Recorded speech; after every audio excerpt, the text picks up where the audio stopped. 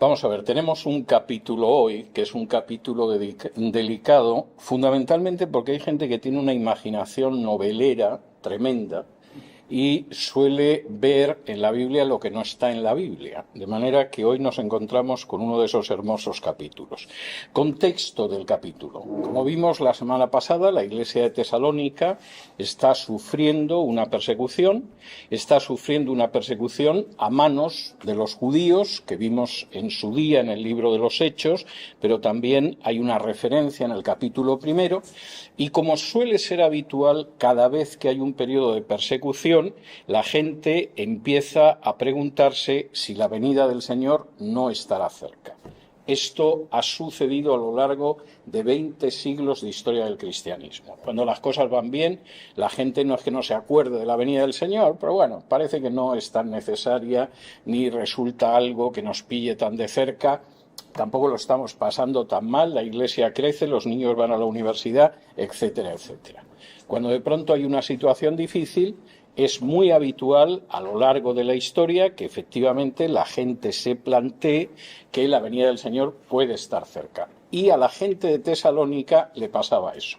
En la primera carta veremos que además algunos aprovecharon para dejar de trabajar, porque total, el Señor estaba tan cerca que no vamos a perder el tiempo trabajando, que además es algo incómodo y por regla general hay que madrugar y, en fin, es algo que exige esfuerzo. Pero eso lo veremos cuando lleguemos a la primera carta.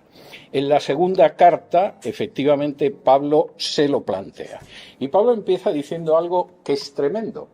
Y es que la gente no se deje enloquecer por ello. Capítulo 2, versículos 1 y 2 dice: pero con respecto a la venida de nuestro Señor Jesucristo y nuestra reunión con Él, os rogamos, hermanos, que no os dejéis mover fácilmente de vuestro modo de pensar, ni os conturbéis ni por espíritu, ni por palabra, ni por carta como si fuera nuestra, en el sentido de que el día del Señor está cerca. La Reina Valera suele suavizar bastante algunas palabras y aquí donde traduce no os dejéis mover fácilmente, en realidad el término griego es muy fuerte. Es casi se podría traducir no os dejéis enloquecer fácilmente. Ojo que con eso de que el Señor está cerca, hay gente que se excita tanto, se conmueve tanto, que se vuelven locos. No caigáis en eso.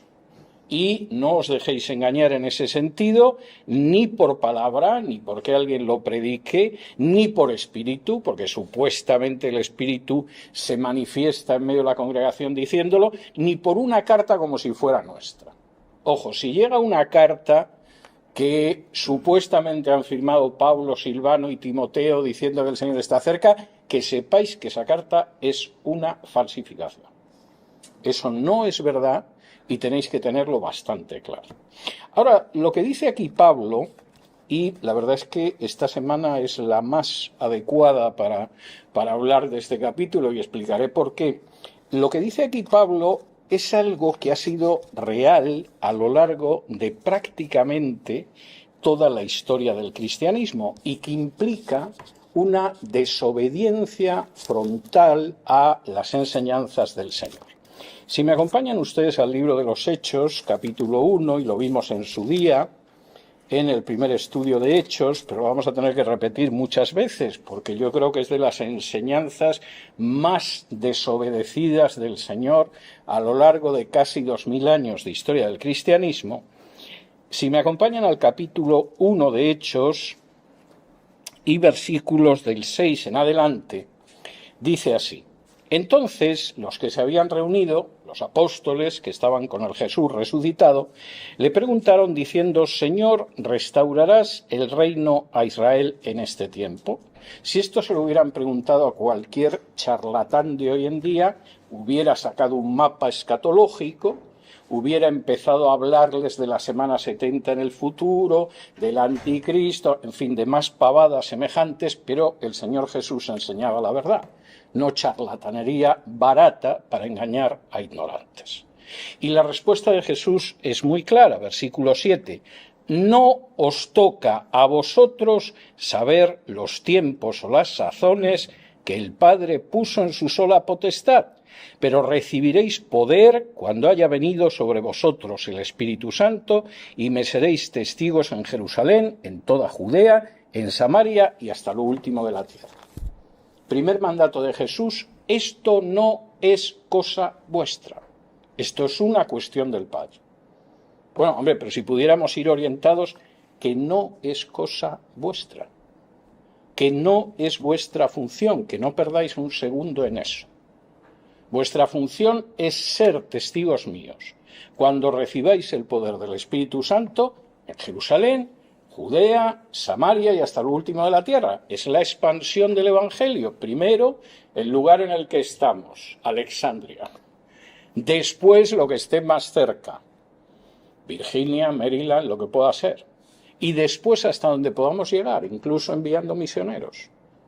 Pero nuestra misión no son los tiempos y las sazones. Pues el mandato de Jesús es muy claro y hay gente que lleva desobedeciéndolo y además lo hace con entusiasmo. Pisotea totalmente la enseñanza de Jesús. Esto, la verdad es que está muy bien que lo veamos esta semana, porque esta semana, el miércoles, iba a producirse el arrebatamiento.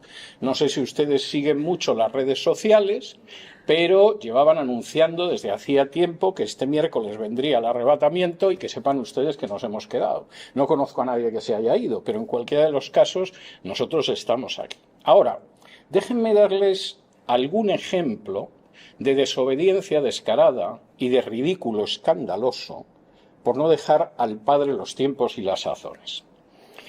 Hilario de Poitiers, esto en el siglo IV, anunció que el fin del mundo tendría lugar en el año 365. Se lució don Hilario. Martín de Tours, que es un santo de la Iglesia Católica, por cierto, que respaldó la ejecución del primer hereje en el seno del cristianismo.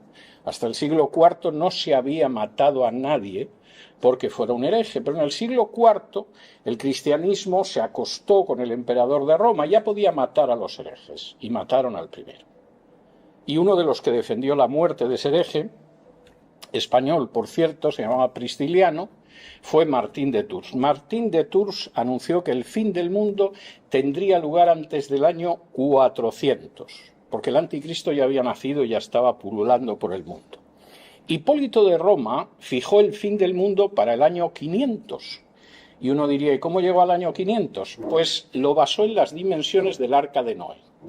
Y uno dice, pero bueno, el Arca de Noé, ¿qué diablos tiene que ver con la segunda venida de Cristo? Casi toda la gente que anuncia fechas falsas encuentra una base supuestamente en la Biblia. Aunque el Arca de Noé, ya me dirán ustedes, que tiene que ver con la venida de Cristo. El 6 de abril del 793, este no dio un año, dio el día y el mes. El 6 de abril del 793, un español, el Beato de Liébana, anunció que ese día tendría lugar el fin del mundo. Por supuesto no llegó, pero al menos no estuvo engañando a la gente durante décadas. En el curso de un día ya se vio que no venía y punto.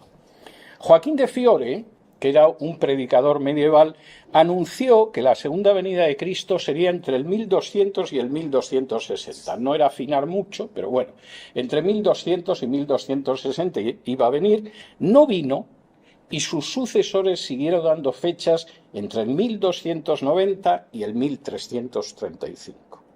La venida del Mesías a veces no solo la profetizaban cristianos, también judíos. Por ejemplo, en el siglo XVII, un judío cabalista que se llamaba Sabbatai Sevi anunció que el Mesías aparecería en 1648. Hubo cristianos que le creyeron y pensaron que sí, que Cristo iba a aparecer en 1648. Como llegó en 1648 y no apareció, Sabbatai Sevi pasó la fecha a 1666. El problema es que Sabbatai Sevi decidió convencer al sultán de Turquía para que lo aceptara como Mesías, porque era él, y el sultán de Turquía le dio a elegir entre convertirse al Islam o decapitarlo. Y Sabbatai Sevi, seguramente de manera sensata, se convirtió al Islam. El cardenal Nicolás de Cusa predijo que el fin del mundo tendría lugar entre 1700 y 1734. Otro cardenal, Pierre d'Ailly, anunció no el fin del mundo, pero sí la llegada del anticristo para 1789. Vamos a acercarnos a un territorio más próximo al nuestro. El predicador adventista William Miller anunció que la venida de Cristo tendría lugar el 28 de abril de 1843, aquí en Estados Unidos. La base supuestamente era el libro de Daniel. El libro de Daniel es uno de los libros más maltratados por charlatanes escatológicos a lo largo de la historia. El 28 de abril, como ustedes pueden imaginarse, no vino Cristo. Y William Miller pasó la fecha al 31 de diciembre de 1843 y tampoco vino Cristo. De manera que la retrasó hasta el 21 de marzo de 1844. Y como ustedes imaginarán, Cristo tampoco volvió. Pero ese día, cuando los seguidores del adventista William Miller estaban hundidos, porque 3 fechas en menos de un año y que no se cumpla ninguna desmoraliza a cualquiera, mientras atravesaba un campo de maíz uno de sus seguidores, vio en el cielo como Cristo no venía a la tierra, pasaba de un lado del cielo al otro, en 1844. Ustedes dirán, esto es una estafa. Sí, pero los adventistas del séptimo día lo siguen enseñando todavía. En 1844, Cristo pasó al santuario. Y a ver quién dice que no, porque no lo hemos visto ninguno. No crean que lo del adventismo acabó ahí, porque claro, si tú puedes engañar a la gente dando 3 fechas del fin del mundo y todavía te siguen, y te siguen más, ¿a quién no se le ocurre pensar que es un negocio lucrativo? Y un personaje que se llamaba Charles Taze Russell se dedicó también a anunciar el fin del mundo. Lo anunció para 1874. También supuestamente basándose en Daniel. En 1874 Cristo no vino, de manera que lo anunció para 1914. Y tampoco vino. Lo pasó a 1918, pero para cuando no vino Cristo él se había muerto y sus sucesores serían conocidos como los Testigos de Jehová. En 1921, el sucesor de Charles Taze Russell, Joseph Rutherford, segundo presidente de la Sociedad Watchtower de los Testigos de Jehová, anunció que el fin del mundo sería en 1921. Incluso compró una bonita casa en San Diego, California, donde alojar a los patriarcas. Yo he estado en esa casa con mi hija, es una casa bonita, yo no sé si da para que entre tanto patriarca ahí dentro, hace mucho que la Sociedad de los Testigos de Jehová la vendió, pero no hace falta que les diga que en 1921 no vino. Aunque los Testigos de Jehová, que rivalizan con los adventistas y los dispensacionalistas en anunciar fechas falsas del fin del mundo, todavía lo anunciaron para 1975. Por cierto, en aquel entonces yo era testigo de Jehová y llegó el 1975 y nos quedamos con un palmo de narices. Para 1936 lo anunció Herbert Armstrong, el fundador de la Iglesia Universal de Dios. Para 1962 la divina Jim Dixon. Para 1967 Jim Jones, el fundador del Templo del Pueblo. Para 1974 David Byrd, el fundador de los Niños de Dios. Para 1977 William Branham, que ahora mismo es un predicador que casi nadie conoce, pero que fue tremendamente célebre en este país prácticamente desde los años 40 hasta los años 70.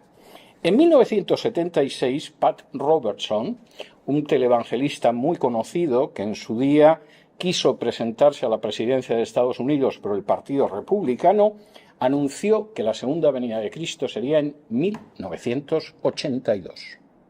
Por supuesto, Cristo no vino en 1982 y la fecha la pasó al 2007, donde Cristo tampoco vino. No solo eso, Edgar Weissman, que escribió un libro maravilloso que se titulaba ¿Tendrá lugar ¿Por qué el arrebatamiento no tendría lugar en 1988? Por supuesto lo anunció para 1988. No hace falta que les diga que no hubo arrebatamiento en 1988. Y entonces lo pasó al 30 de septiembre de 1989, donde, como ustedes se pueden imaginar, tampoco se produjo ningún arrebatamiento. Entre medias había aparecido otro falso Mesías judío. Los judíos prácticamente no hay una generación en que no les aparezca un Mesías. Por supuesto, ninguno es verdadero y no lo van a encontrar porque el verdadero Mesías vino hace siglos. En este caso era Menachem Mendel Schneerson, que supuestamente se iba a proclamar Mesías el 9 de septiembre del 91.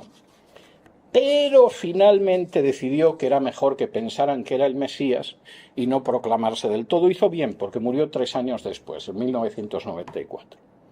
Pero el grupo que él creó, los Chabad Lubavitch, tienen una influencia extraordinaria en la política de este país, en la política de Israel y ahora, gracias a Javier Milei, en la política de Argentina. Es algo verdaderamente magnífico.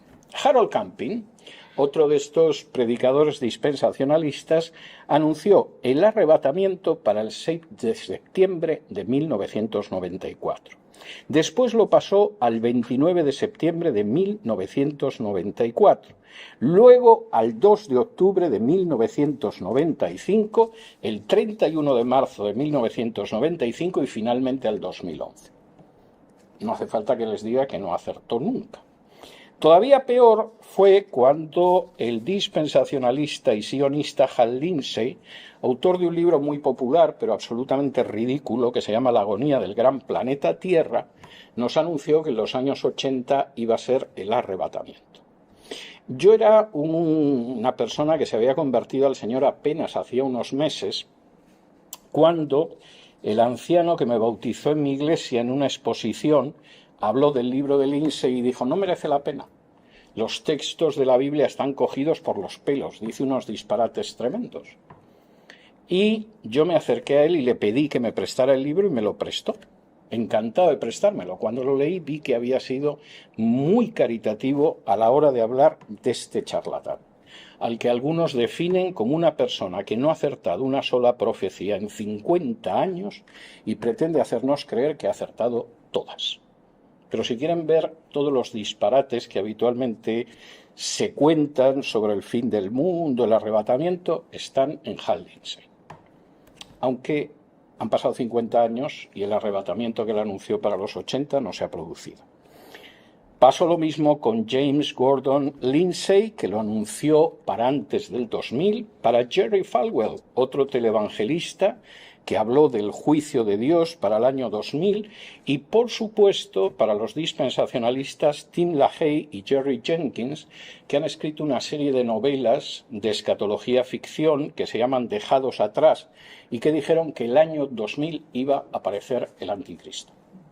A medida que se iba acercando el año 2000, fueron cambiando de opinión y, por supuesto, no hace falta que les diga que no apareció en el año 2000. Ya en el colmo, y por citarles los dos últimos casos, que son muy divertidos o muy para echarse a llorar, el dispensacionalista y ultrasionista John Hagee, que pastorea una mega iglesia en Texas, en el año 2014 y 2015 nos aseguró que iba a venir el arrebatamiento. ¿Por qué? Porque había lunas de sangre. Y cualquiera que haya leído la Biblia diría: ¿qué tiene que ver el arrebatamiento con que haya un fenómeno que son las lunas de sangre? La luna se pone roja.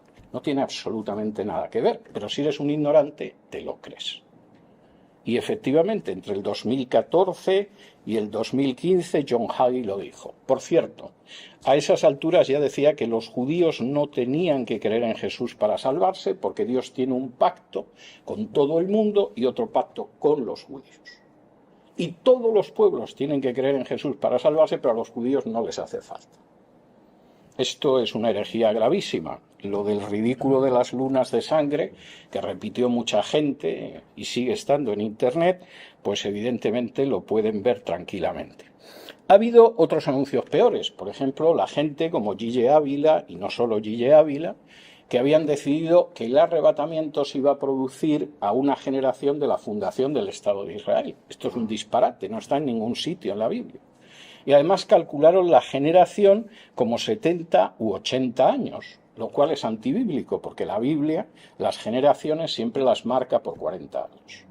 De manera que tomando 1948, que es la fecha de la fundación del Estado moderno de Israel, y sumándole 70 años, y quitándole 7 de la última semana de Daniel, pues supuestamente muy a principios de este siglo tendría que haberse producido el arrebatamiento. No se ha producido.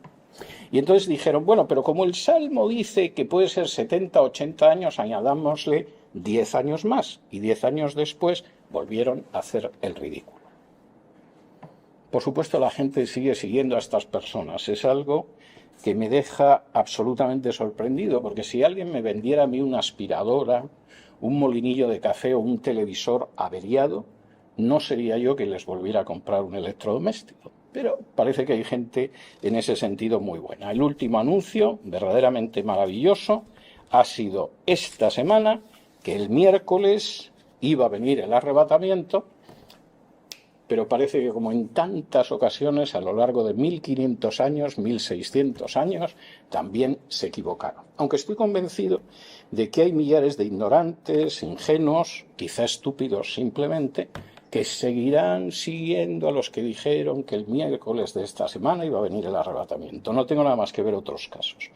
Y por caridad no voy a mencionar más. Por caridad hacia los charlatanes y hacia ustedes, que tampoco tienen por qué estar escuchando toda la cantidad de pánfilos, necios y charlatanes que han ido anunciando de manera fallida el arrebatamiento y la segunda venida.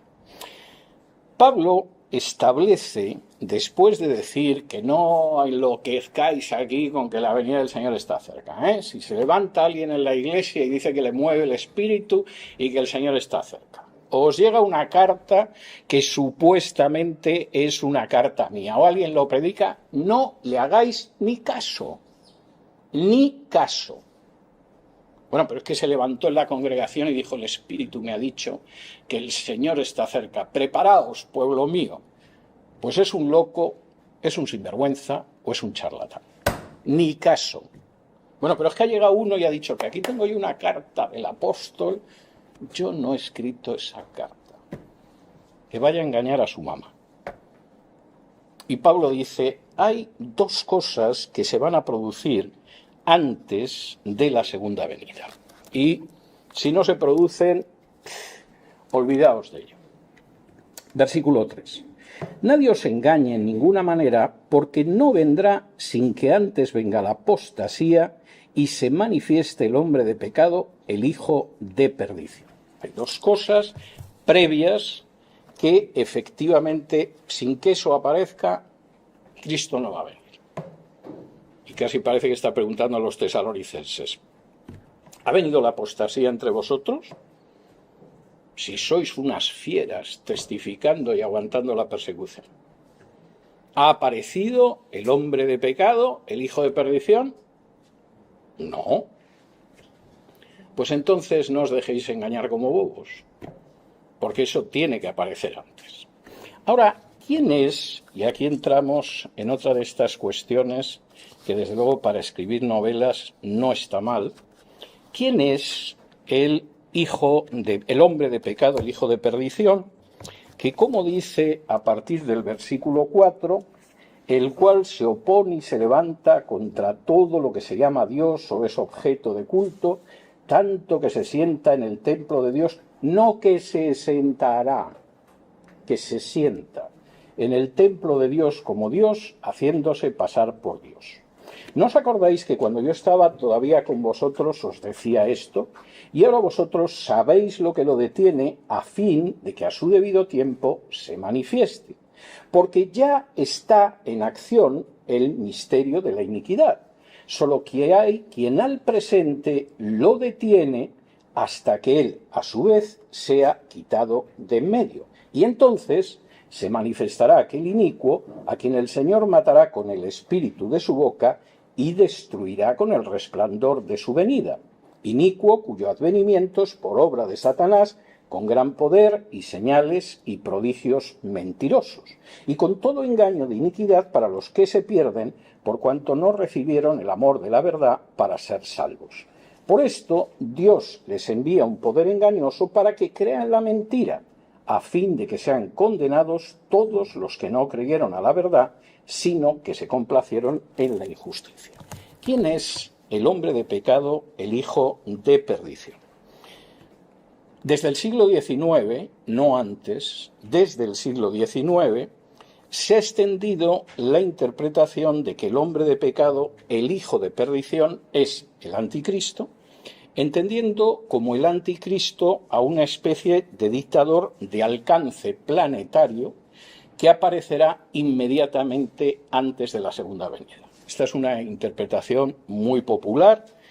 El problema es que históricamente es muy reciente y sobre todo encaja muy mal con lo que ha creído el cristianismo a lo largo de los siglos. Voy a intentar explicar por qué esa interpretación es complicada. Primero, en el Nuevo Testamento solo se habla 3 veces del anticristo y las vamos a ver. Ninguna de ellas es un dictador de alcance universal que va a venir en el futuro, ni una sola. Y no aparece nada más que 3 veces. Y las 3 veces lo utiliza Juan. Vamos a verlas. Vamos a ir a Primera de Juan, capítulo 2.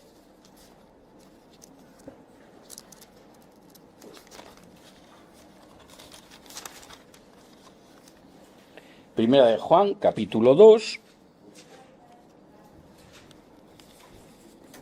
Y versículos del 18 en adelante dice así: hijitos, ya es el último tiempo.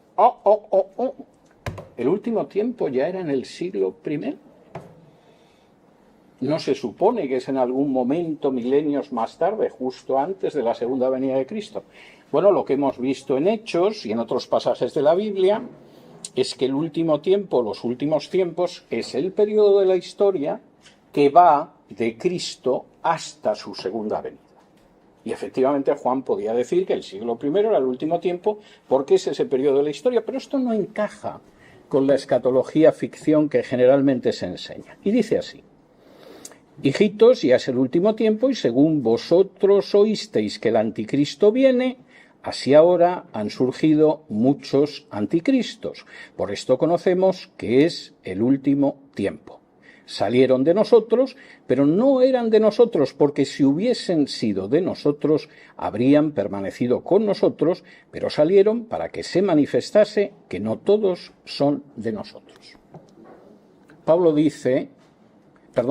Juan no dice que el anticristo es un personaje que va a venir al fin de los tiempos y va a ser un dictador cósmico, sino que dice: ¿habéis oído que viene el anticristo? No, en realidad hay muchos anticristos. ¿Y quiénes son los anticristos? Aquellos que enseñan una doctrina falsa y que salieron de nosotros, teóricamente eran cristianos, pero salieron porque en realidad no eran de nosotros. Esto no se parece mucho a la historia del dictador cósmico 2000 años después, etc. Segunda mención de el anticristo. Capítulo 4.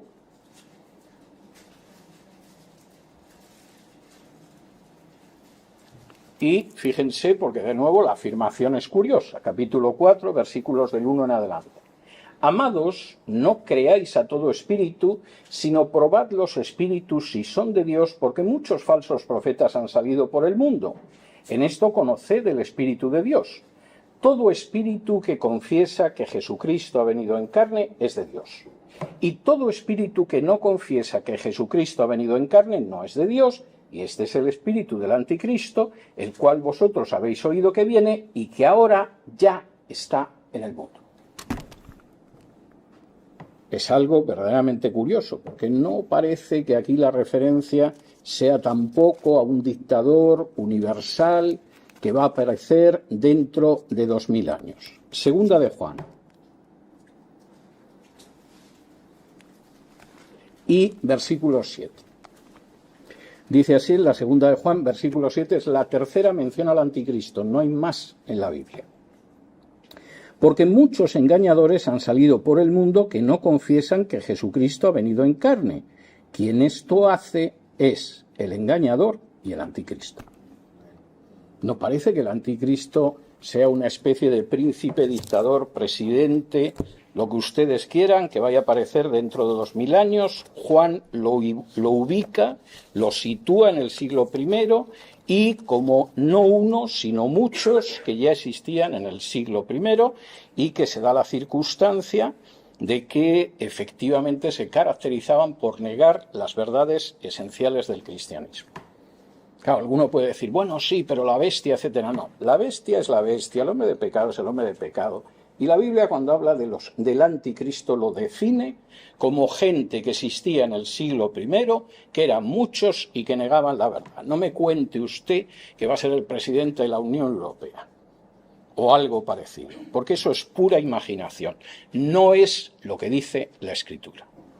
Segundo, y esto es enormemente importante, se crea lo que se crea sobre el anticristo. Pablo habla de que ese hombre de pecado, ese hijo de perdición, ya existe en su época. Y esto es algo verdaderamente tremendo. Dice en el 2.6, no os acordáis, 2.5 de Segunda de Tesalonicenses. ¿No os acordáis que cuando yo estaba todavía con vosotros os decía esto? Y ahora vosotros sabéis lo que lo detiene a fin de que a su debido tiempo se manifieste, porque ya está en acción el misterio de la iniquidad, solo que hay quien al presente lo detiene. Pablo no está hablando en futuro. En el futuro, en algún momento lejano, aparecerá. No, existe ahora y lo sabéis. Y sabéis que hay quien lo detiene, ahora. Evidentemente, si ya existe ahora, tiene que ser algún tipo de ente, porque un individuo, como no lo haya mantenido Satanás en un congelador durante 20 siglos, ya me contarán a mí cómo podía vivir en el siglo I y seguir viviendo en el siglo XXI. Es la enorme dificultad de esas interpretaciones populares, pero hay una tercera. Y es el hecho de que esta interpretación, que es muy popular hoy en día, no ha sido ni mayoritaria, ni constante, ni uniforme a lo largo de la historia. Es muy reciente, viene de mediados del siglo XIX. Bueno, ¿y quién es el hombre de pecado entonces? Les voy a comentar lo que ha creído los cristianos bíblicos a lo largo de siglos acerca de quién es el hombre de pecado, hasta que a alguien se le ocurrió que tenía que ser alguien que aparecería en el futuro como dictador planetario, y Hal Lindsey además decidió que iba a ser la Unión Europea. Bueno, todavía no existía la Unión Europea, el mercado común europeo. Lo de Hal Lindsey es divertidísimo. En un momento determinado de la historia no hay nada más que villanos, que son los europeos, los rusos y los chinos. Estados Unidos desaparece de la historia. No sabemos si es que todo Estados Unidos es arrebatado o qué, pero es curiosa la expresión. O sea, los malos son fundamentalmente europeos, chinos y rusos, y luego además los africanos y los árabes. Y la única bondad está en el Estado de Israel, que tiene una capacidad para matar civiles que efectivamente testifica de su inmensa santidad, según este tipo de escatología. ¿Qué es lo que han pensado a lo largo de la mayor parte de la historia los creyentes bíblicos que era el hombre de pecado, el hijo de la perdición, que ya existía en la época de Pablo, pero que se veía contenido y en algún momento se iba a manifestar con prodigios? Bueno, de entrada, capítulo 2 y versículo 4, cuando aquí traduce: el cual se opone y se levanta contra todo lo que se llama Dios o es objeto de culto, tanto que se sienta en el templo de Dios como Dios, haciéndose pasar por Dios. Lo que aquí se traduce como haciéndose pasar, en realidad habría que traducir como acreditándose. Es decir, es un personaje, una institución, que lejos de recibir la acreditación de Dios, como la recibió Jesús el Mesías en el bautismo, en que Dios, y el Nuevo Testamento griego utiliza este verbo, en que el Padre acreditó a Jesús como su Hijo ante todos, este es un personaje que se acredita a sí mismo. Dios no lo acredita, Él se acredita. Es un personaje que usurpa, además, tratamientos y funciones que solo le corresponden a Dios. Y quien, a fin de cuentas, han interpretado durante siglos los cristianos bíblicos que es este hombre de pecado y este hijo de perdición. El papado. ¿Y por qué el papado? Bueno, fíjense ustedes, porque esto es algo que no es tan difícil de ver. Por supuesto, el papado implica una apostasía de la enseñanza del cristianismo del Nuevo Testamento, pero además es que durante la Edad Media los reformadores vieron, los movimientos de reforma bíblica, como los valdenses, vieron que el hombre de pecado era el papado. La reforma del siglo XVI lo identificó igual, por varias razones. Porque el hombre de pecado, el hijo de la perdición, sustituye a Dios y se acredita a sí mismo como si fuera Dios. Y el Papa hace eso. Si ustedes salen a la calle y se encuentran con un católico y le preguntan quién es la cabeza de la Iglesia Católica, ¿quién les diría que es? El Papa. Pero ¿quién es la cabeza de la Iglesia en la Biblia? Cristo. Luego hay alguien que ha decidido que o la Iglesia tiene dos cabezas o ha sustituido a la verdadera cabeza. Se acredita a sí mismo sustituyendo a Dios. Si ustedes salieran a la calle y le preguntaran a algún católico quién es el sumo pontífice, ¿quién les diría que es? El Papa. Pero ¿quién dice, por ejemplo, la carta a los hebreos que es el sumo sacerdote y no hay otro, a diferencia de lo que pasaba en el antiguo pacto? Cristo. Luego el Papa, de nuevo, vuelve a sustituir a Cristo. Si ustedes salen y le preguntan a un católico en la calle quién es la roca sobre la que se levanta la Iglesia, ¿quién les diría que es? Pedro y luego sus sucesores en Roma, los papas. Pero ¿quién es la roca sobre la que se levanta la Iglesia según el propio Pedro en el libro de los Hechos? Cristo. Y ahora una más. Si a ustedes les preguntaran, esta vez a ustedes, ¿quién es el único nombre bajo el cielo dado a los hombres por el que podemos ser salvos? ¿Quién dirían que es? Jesucristo. Bien, el Papa Bonifacio VIII, de acuerdo a la bula Unam Sanctam del año 1302, definió como dogma de fe que nadie puede salvarse si no se somete al Papa.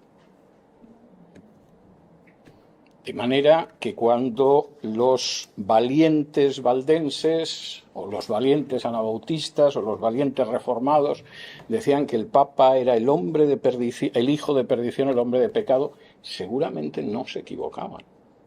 Porque es la única institución cuya cabeza efectivamente se ha ido manteniendo siglo tras siglo, afirmando de sí misma, acreditándose a sí misma, con cosas que solo le corresponden a Cristo. Pero en el mundo en el que vivimos tan ecuménico y donde a fin de cuentas los católicos no son tan distintos, son una denominación, mejor creer que va a aparecer un dictador en Europa en algún momento, en Bruselas, en fin. En Europa aparece gente repugnante a lo largo de la historia y por supuesto ahora, pero toda esta fábula que cuenta el dispensacionalismo y la escatología ficción es discutible. Bueno, ¿y quién impide que apareciera ese personaje? ¿Quién es el katéjon, que es la palabra en griego, que ahora impide? No dice, bueno, cuando aparezca en el futuro va a haber alguien que lo impida. No, ya existe y ahora está impidiendo que aparezca. No. Porque el Espíritu Santo sigue con nosotros y va a seguir. Y el Papa ha aparecido con Espíritu Santo y todo. Es más, los que pretenden que en un momento determinado va a desaparecer el Espíritu Santo y va a venir la gran tribulación, tendrán que explicarnos cómo la gente se va a dedicar a predicar el Evangelio durante esa gran tribulación sin el Espíritu Santo. Sería la primera vez a lo largo de la historia, es un disparate. El Imperio Romano. ¿Por qué el Imperio Romano? Vamos a ver.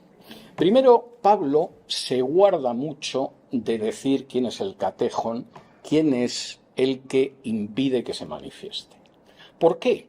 Acuérdense la semana pasada. Los emperadores romanos habían prohibido bajo pena de muerte que se formularan profecías sobre el imperio. Aquí no podemos permitir, empezó Octavio, siguió Tiberio, el resto de los emperadores, que de pronto alguien aparezca y diga que el imperio romano va a desaparecer. El imperio romano no va a desaparecer nunca. Y como se te ocurre mencionarlo, te matamos. Si eres ciudadano romano, te cortamos la cabeza. Si no eres ciudadano romano, te crucificamos y se acabó. El imperio va a ser eterno. Pablo no podía poner en una carta que había algo que lo contenía, pero que habría un momento en que no lo contendría porque iba a desaparecer. Y decir que era el imperio. Y que la carta cayera y ejecutaran a todos. De manera que dice, vosotros sabéis quién es. Como, de hecho, la gente que nos reunimos aquí sabe perfectamente lo que yo pienso sobre infinidad de cosas. No hay nada que yo diga aquí que no pueda poner por escrito, pero supongamos que hubiera alguna que fuera peligrosa, no la pondría por escrito, aunque podría comentarla a mis hermanos. Y Pablo dice, efectivamente va a desaparecer y entonces esto se va a manifestar. ¿Cuándo se manifiesta de manera salvaje y creciente el papado? Cuando desaparece el Imperio Romano. La desaparición del Imperio Romano le permite al obispo de Roma apoderarse de todo lo que era el imperio. Es más, la propia división de la Iglesia Católica es una, no me voy a entretener en esto, aunque es muy interesante, es una división copiada del Imperio Romano. El término diócesis dentro de la Iglesia Católica es el término de división administrativa del Imperio Romano. Copiaron todo. Y Pablo dice, cuando desaparezca el catejón, esto va a aparecer. ¿Y cómo va a aparecer? ¡Oh! Esto es tremendamente interesante, cómo va a aparecer, porque dice lo siguiente. Dice, versículo 7, ya está en acción el misterio de la iniquidad. Esto no es para dentro de 2000 años, ya está en acción. Solo que hay quien al presente lo detiene hasta que él, a su vez, sea quitado de en medio. Y entonces se manifestará aquel inicuo a quien el Señor matará con el espíritu de su boca y destruirá con el resplandor de su venida. Inicuo, cuyo advenimiento es por obra de Satanás, con gran poder y señales y prodigios mentirosos y con todo engaño de iniquidad para los que se pierden, por cuanto no recibieron el amor de la verdad para ser salvos. ¿Cómo se va a manifestar ese sistema? Con poder, señales y prodigios mentirosos. ¿Ustedes creen realmente que la gente que va a la Virgen de Lourdes se cura? ¿O son prodigios mentirosos? ¿Ustedes creen que los que pretenden que la Virgen de Fátima los ha sanado, se han sanado o ahí lo que tenemos son señales y prodigios mentirosos? Y eso ha sido a lo largo de más de 1500 años de historia y, por supuesto, con gran poder. El poder de la Iglesia Católica se ha reducido mucho en las últimas décadas, pero durante siglos han enviado a la hoguera a quien querían, han torturado a quien le parecía y han obligado a los verdaderos creyentes bíblicos a esconderse si querían salvar la vida. Y como dice el versículo 10, esto lo han hecho con todo engaño de iniquidad. Pero ojo, el engaño de iniquidad ha funcionado para los que se pierden por cuanto no recibieron el amor de la verdad para ser salvos. Yo no tengo la menor duda, porque lo he visto a lo largo de mi vida en infinidad de ocasiones, que cuando la gente ama la verdad y contrasta la enseñanza del papado con la Biblia, esa persona sale de la Iglesia Católica, recibe a Jesús y es salvo. He visto gente, por ejemplo, en un momento determinado en Hispanoamérica, era muy divertido, que en algún momento empezó a interesarse por la Biblia en la renovación carismática católica, pero en el momento en el que empezó a estudiar la Biblia con un poco de profundidad se marchó de la Iglesia Católica. He conocido a algún anciano de la renovación carismática católica que me decía, con la Biblia en la mano no me aguanta ni uno solo de los 7 sacramentos católicos. Y tenía razón. Y lo que dice Pablo en este sentido es muy claro, pero al mismo tiempo dice algo tremendo. Versículo 8, el Señor lo matará con el espíritu de su boca y lo destruirá con el resplandor de su venida. La palabra que aquí traduce la Reina Valera como matarán no es exacta. Es una palabra que hace referencia a una destrucción paulatina, a una erosión, a un desgaste. Es como cuando el agua da con la roca y va haciendo un agujero en la roca poco a poco hasta que la roca se convierte en polvo. Es igual que la idea del viento que choca contra un muro o contra una columna y puede tardar mucho, pero va erosionándola hasta que acaba con ella. Y la palabra de su boca, claro, estos que son imaginativos y hablan del espíritu de su boca, pues piensan que en un momento determinado Jesús se le aparece al dictador planetario, lanza así fuego de su boca como si fuera un dragón y lo reduce a cenizas. Pero no es eso lo que está diciendo. Lo que está diciendo es que ese hombre de pecado y ese hijo de perdición va a ir perdiendo constantemente su poder frente al espíritu de la boca de Dios, que es la palabra de Dios. Y es verdad que donde la palabra de Dios ha entrado, el retroceso de la Iglesia Católica ha sido espectacular. No hay nada más que mirar Hispanoamérica en las últimas décadas. Y de ahí la insistencia en perseguir la palabra de Dios. El espíritu de la boca del Señor, la palabra de Dios, tiene un efecto corrosivo sobre el hombre de pecado y sobre el hijo de perdición. Seguirá existiendo cuando venga Cristo. Pero la venida de Cristo, como dice aquí, será el final, porque entonces se producirá la destrucción absoluta con el simple resplandor de su mentira. Y es tremendo lo que a continuación dice aquí Pablo, versículo 11 y 12. Como no recibieron el amor de la verdad para salvarse, como no quisieron amar la verdad para ser salvos, prefirieron aferrarse a sus imágenes, a su idolatría, a su sumisión a la jerarquía eclesiástica, a las tradiciones. La verdad no les importaba tanto como sus tradiciones. Versículo 11. Por esto Dios les envía un poder engañoso para que crean la mentira. No dice les enviará dentro de 2000 años para que crean en un dictador cósmico. Ahora mismo les envía un poder engañoso para que crean la mentira, a fin de que sean condenados todos los que no creyeron a la verdad, sino que se complacieron en la injusticia. Podías haber creído en la verdad y salvarte, pero preferiste arrodillarte delante de una imagen de metal o de barro o de madera, porque eso es lo que se había hecho en casa siempre. Podrías haber conocido la acción del perdón de Dios a través de Jesús, pero preferiste arrodillarte delante de un clérigo que supuestamente te absuelve de tus pecados. Podrías haber sentido lo que es hablar directamente con Dios a través de su Hijo Jesús, pero preferiste inclinarte ante legiones y legiones de santos, de vírgenes y de ángeles que supuestamente te acortan el camino hacia Dios. Y como te complaciste en lo que no eras justo, y además no creísteis en la verdad, el fruto es la condenación. Ahora lo que dice a continuación Pablo es tremendo, versículo 13. Pero, el pero es una conjunción adversativa que opone todo lo anterior con otra cosa. Esto les pasa a ellos. Eso va a ir todavía de mal en peor. Pero nosotros debemos dar siempre gracias a Dios respecto a vosotros, hermanos amados por el Señor, de que Dios os haya escogido desde el principio para salvación, mediante la santificación por el Espíritu y la fe en la verdad, a lo cual os llamó mediante nuestro Evangelio para alcanzar la gloria de nuestro Señor Jesucristo. Esa es la desgracia de los que han preferido la injusticia a la verdad, de los que no han querido aceptar el mensaje de verdad y han preferido un poder engañoso de las tinieblas. No es vuestro caso.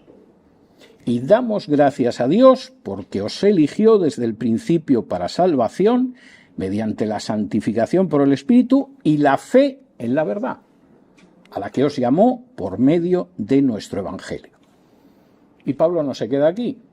Damos gracias a Dios, pero esto tiene una consecuencia. Versículo 15. Así que Por lo tanto, hermanos, estad firmes y retened la doctrina que habéis aprendido, sea por palabra o por carta nuestra. No os apartéis de eso, no os dejéis engañar por los charlatanes que dicen que la venida del Señor está cerca, que han tenido una revelación espiritual, que hay una carta por ahí, etcétera. No. Estad firmes y retened la doctrina que habéis aprendido, sea por palabra o por carta nuestra. ¿Y qué pasará entonces? El mismo Jesucristo, Señor nuestro, y Dios nuestro Padre, el cual nos amó y nos dio consolación eterna y buena esperanza por gracia, conforte vuestros corazones y os confirme en toda buena palabra y obra.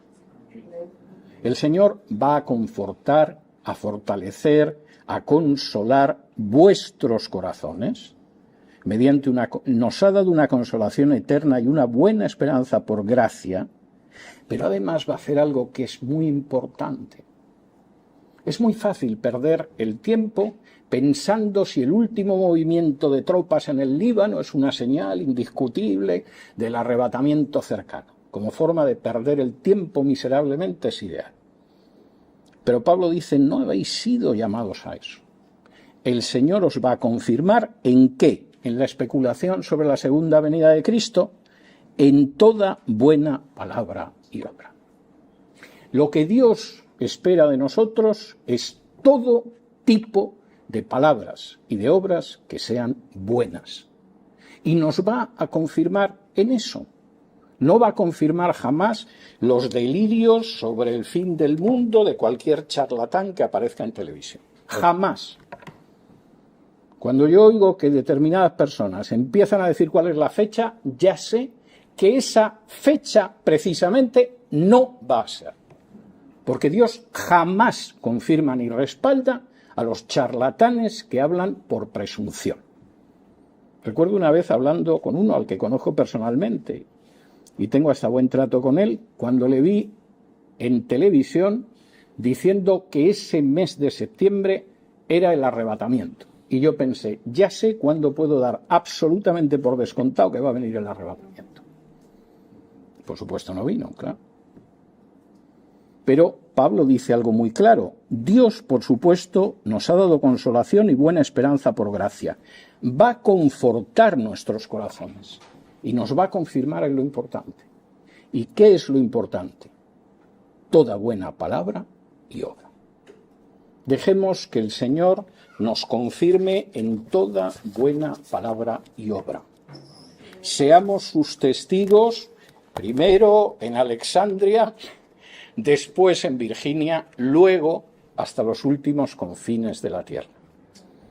Y no perdamos el tiempo con los tiempos y las sazones, porque solo los conoce el Padre, y por mucho que echemos mano de las medidas del arca de Noé, o de los números en el libro de Daniel, o de la aritmética en el Apocalipsis, solo conseguiremos hacer el ridículo nosotros y traer vergüenza para el cuerpo de Cristo al comportarnos de esa manera. Nuestra misión es ser testigos y, como dice aquí, dejar que el Señor nos confirme en toda buena palabra y obra. Tenemos 3 minutos si alguien quiere hacer alguna pregunta. Sí. Tengo una duda que quisiera que me explique. En primera de Juan 4, del 2 al 3, dice: en esto conocer el Espíritu de Dios. Todo espíritu que confiesa que Jesucristo ha venido en carne es de Dios.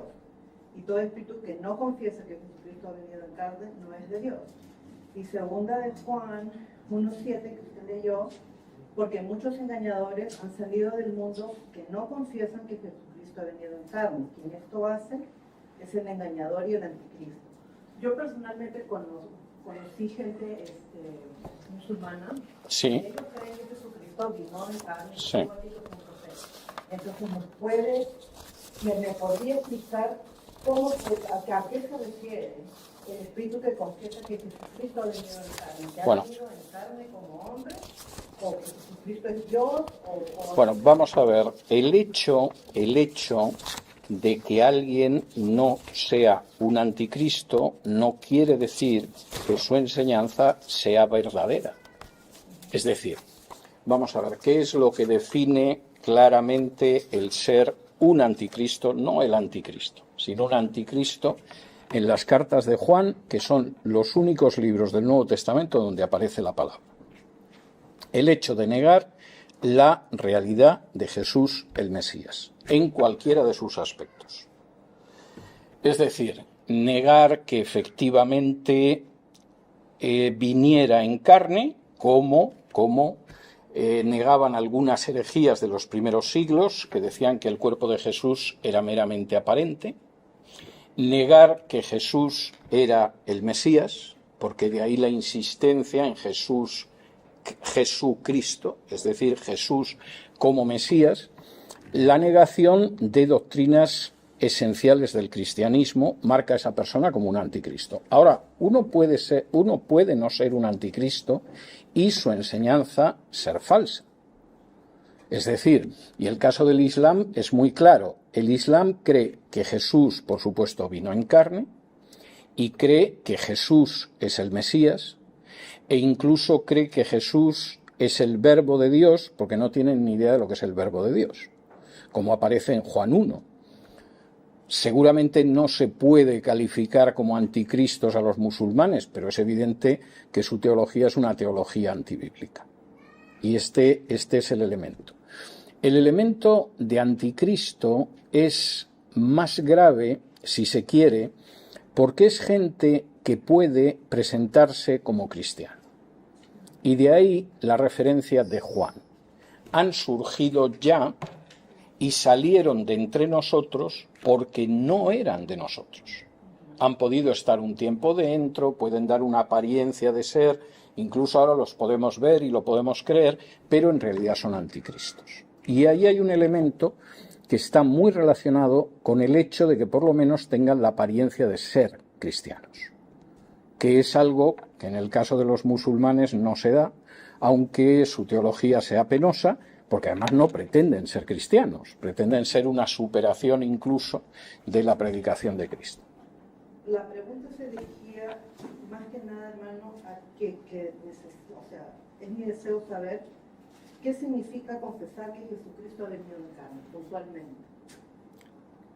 Bien, la idea de que Jesucristo ha venido en carne implica afirmar la encarnación, pero la encarnación tiene sentido sobre la base de que había un ser que es el que ha venido en carne. Es decir, quien se ha encarnado no es nada más que el mismo Dios. Si me acompañas a Juan capítulo 1, es decir, no tiene ningún sentido decir que yo he venido en carne porque yo no existía antes y solo ha habido un ser a lo largo de la historia que ha venido en carne en un momento determinado porque existía antes. Si vamos al Evangelio de Juan, que está escrito precisamente por el mismo autor de las cartas de Juan, dice así en Juan capítulo 1 y versículo 1, dice: en el principio era el Verbo, y el Verbo era con Dios, y el Verbo era Dios. Bien, en el versículo 14 dice así: y aquel Verbo fue hecho carne y habitó entre nosotros, y vimos su gloria, gloria como del unigénito del Padre, lleno de gracia y de verdad. Esto solo se ha producido con Cristo. Ninguno de nosotros existía antes y en un momento determinado se hizo carne. Nosotros en un momento determinado fuimos concebidos por nuestra madre y en un momento determinado nacimos, pero no veníamos de ningún sitio. La única excepción en ese sentido que ha podido venir en carne es el Verbo, que por cierto, efectivamente, porque el Verbo era con Dios y el Verbo era Dios. Y por cierto, el único autor del Nuevo Testamento que utiliza el término Verbo es Juan, y lo utiliza aquí, lo utiliza en las cartas y lo utiliza en el Apocalipsis. El término Verbo, voy a acabar con esto porque me conozco y puedo extenderme mucho. El término Verbo, lo que aquí se traduce verbo, en griego es logos, es la traducción al griego de la palabra aramea menra. La palabra aramea menra es la palabra para designar a Jehová en los Targumim en arameo. Voy a intentar explicar esto de manera muy sencilla y muy rápida. En la época de Jesús había ya mucha gente que no conocía el hebreo. El hebreo era una lengua para utilizar en el culto, en la sinagoga, pero igual que la gente que ha conocido la misa en latín en su día, pues había gente que entendía la misa en latín y la mayoría de la gente no la entendía, repetía las fórmulas en latín, pero no lo entendía, antes del Vaticano II. Eso pasaba igual en la época de Jesús. Entonces, para poder explicar los textos en hebreo, que para la mayoría de la gente eran incomprensibles, se utilizaba una traducción al arameo, que era la lengua normal de los judíos, desde el texto hebreo. Esa traducción se llama Targum, plural Targumim. En los Targum, el tetragramaton, es decir, las 4 letras que expresan el nombre de Dios, que en unas Biblias como la Reina Valera se transcribe como Jehová, en Biblias católicas como Yahvé, ocasionalmente, se sustituía el tetragramaton por la palabra Menra. Es decir, el nombre de Dios, Jehová o Yahvé, era demasiado sagrado, pensaban, para pronunciarlo, y entonces, en vez de decir, pues por ejemplo, voz que clama en el desierto, preparad el camino a Jehová nuestro Dios, Isaías 40, versículos del 1 al 3, decía, voz que clama en el desierto, preparad el camino a Menra nuestro Dios. Igual que en muchas Biblias, sobre todo en inglés, en vez de venir Jehová, pone el Señor. Ellos lo sustituían por Menra. Esa palabra la toma Juan al inicio de su Evangelio. Y cualquiera que lo leyera en griego se daba cuenta de lo que estaba hablando. En el principio existía la Menra. Y la Menra estaba con Dios. Y la Menra, claro que era Dios. Era Jehová. Y esa Menra se hizo carne y habitó entre nosotros. Y el término para habitar no es habitar o vivir. El término es levantó su tienda de campaña entre nosotros. Es decir, realmente la traducción buena sería acampó entre nosotros. Y Juan dice, si alguien no cree esto, es un anticristo.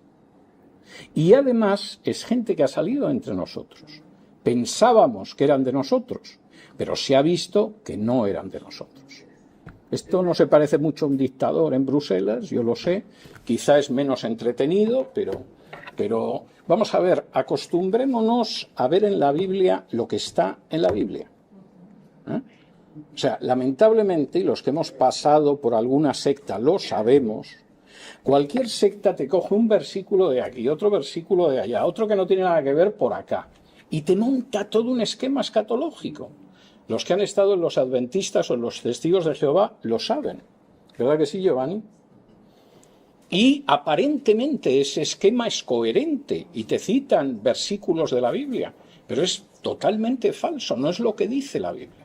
Y tenemos que ver lo que dice el texto de la Biblia, no lo que dice el personaje que aparece en YouTube dándonos la fecha del arrebatamiento.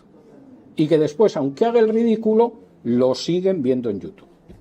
Primera de Juan 4:3, para cerrar. Todos Sí, tenemos que no confiesen que Jesucristo ha venido en carne, no es de Dios. Es obvio, es obvio.